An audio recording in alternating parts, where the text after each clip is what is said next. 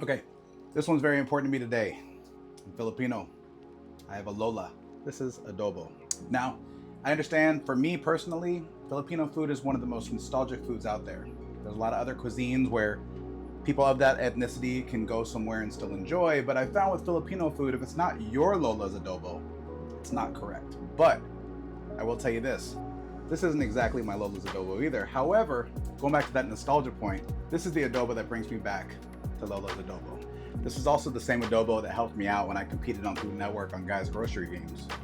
But what you did in 30 minutes to me was nothing short of a miracle. I ate every bit of it. I loved it. This was comfort food to me. Job well done. Thank you very much. And shortly after I competed on there, the real special part of it was that even though my Lola was still living in her typhoon-riddled little town of Tolosa, somehow, some way, she was able to watch the episode.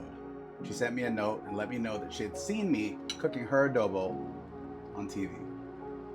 Man, I missed her so much and I needed to see her again, and that's why in 2018 I jumped on a plane and I flew out to Manila and made my way to the island of Leyte, just south of Tacloban city, to her village of Tolosa, and I was able to eat some adobo with her there in the Philippines. When I left her house that day, I knew it would be the last time that I got to see her, so spent some time with her, wished her goodbye, and she passed away a year later. Which is why it's so special to me that no matter what, you'll never take this away from me. Hopefully you got a few minutes, because I'd really like if you'd come with me back to that place. So when I think of adobo, I think of my childhood. I think of my mother cooking it all the time, the way that her mother taught her. I picture the holidays when my Lola would come over and cook it. So I start off with some aromatics. I slice up a white onion. I'm going to use half for this recipe. And then I take some chicken thighs, about 1.5 pounds here. And you could do this recipe with chicken or pork, as long as you cut the meat similar size. I add some oil to the pan. I like to start the meat with a sear rather than in the liquid, give it a little bit of a head start. So once I season with some salt and some black pepper, fresh ground if you have it, then I add my aromatics, my onions, my chopped garlic. Wait till the onions get translucent, and then I'm going to add my liquids. I'm going to start with a 1-1-1 of soy sauce, chicken broth, and datu puti, white vinegar for those that know. I'm a little heavy on the vinegar. I'm kind of an acidic person. I add a couple bay leaves and then a little bit of sugar.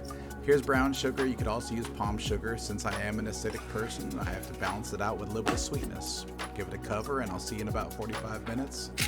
Pop the top off, a little bit more freshly ground black pepper, and we're almost there. 45 minutes, this meat is super tender. And please, whatever you do not forget to taste your food, always. And we are good to go, so let's get this on the plate. Some freshly steamed jasmine rice, some wonderful chunks of that chicken. But it's all about that braising liquid. Just pour that on, let it soak in. Think about where you want to be and let the food take you there.